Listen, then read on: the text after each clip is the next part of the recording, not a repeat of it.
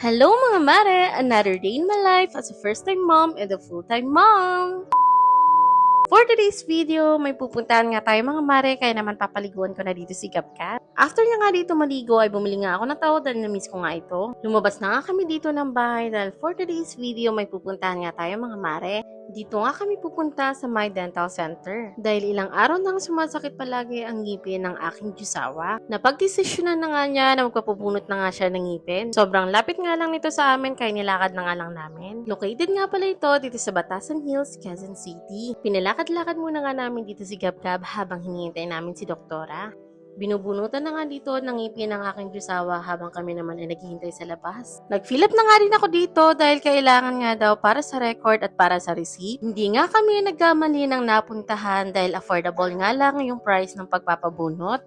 Sobrang accommodating nga din sila at aasikasuhin talaga nila. Ayaw nga mapirme ni Gabgab, ito nga naglililikot siya. At ito nga mga mare, tapos na nga siyang bunutan. Dalawa nga lang yung binunot sa kanya ng ngipin dahil hindi nga pwede yung isa dahil sumasakit pa nga ito. Hindi nga daw masakit yung pagbunot sa kanya ng ngipin dahil meron nga anesthesia. Binigyan na nga din siya ng reseta na iinumin niya nga. Pumunta na nga kami dito sa drugstore para bilhin nga yung reseta sa kanya. Wala nga siyang dalang cash kaya ito nga mag-withdraw muna nga siya.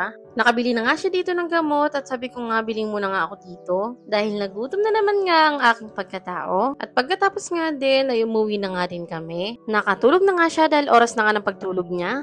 Habang tulog nga si Gabgab ay kumain muna nga kami dito. Masarap nga siya at worth the price nga din. Mas nagustuhan ko nga dito itong merong gatas at sa loob nga nito ay merong cheese. At dahil nga paborito ko nga ang cheese, sabay sarap na sarap nga ako dyan. Nakatulog na nga din dito ang aking jusawa at hinayaan ko muna nga siya matulog. Gising na nga din dito si Gabgab kaya ito naglalaro na nga siya. Isang oras na nga rin ang nakakalipas at gising na nga din ang aking jusawa. Nakikipaglaro nga lang kami dito kay Gabgab ng Peekaboo. Ang dami na nga din niyang alam. Lumabas nga ulit kami para pumunta sa palengke. Pumunta nga muna kami dito sa Motor Trade para magtanong nga kung ano yung requirements para sa pagkuha nito.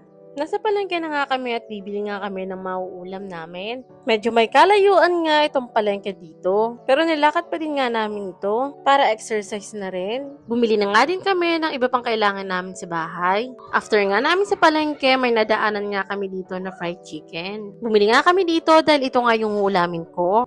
Bumili nga din ng pares ang aking jusawa dahil ito nga yung ulamin niya. Nakauwi na kami ng bahay at pagod na nga ang aming pagkatao dahil may kalayuan nga yung palengke. Nasa kwarto na nga kami dito dahil tapos na nga ang lahat ng kaganapan namin ngayong araw. And that's it for today's video. Thank you sa panonood. Good night!